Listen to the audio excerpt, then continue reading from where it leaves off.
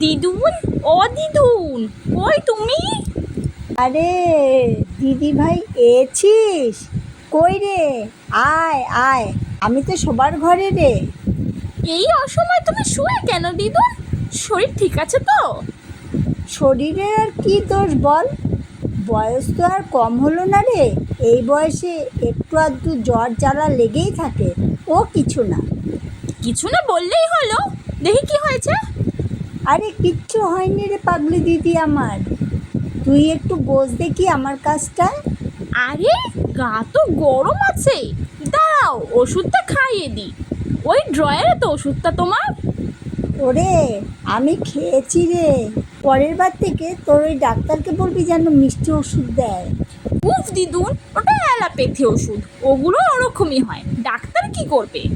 ধুর, তুইও এই বুড়িটার কথা শুনিস না আজকাল।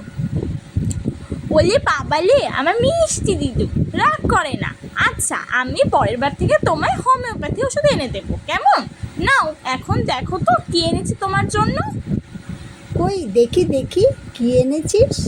এই যে তোমার প্রিয় অমৃতি আর মিহিদানা, টাটকা একদম।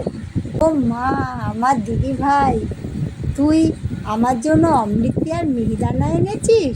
কই দে দেখি, কতদিন হয়ে গেল খাই না।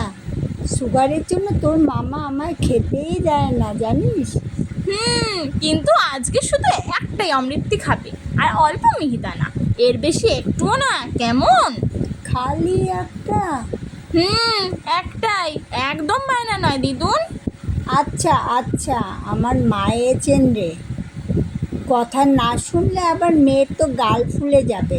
ওহ, আমার নাচামের যে কি হবে, তার যে কি দুঃখ আছে কপালে, কে জানে।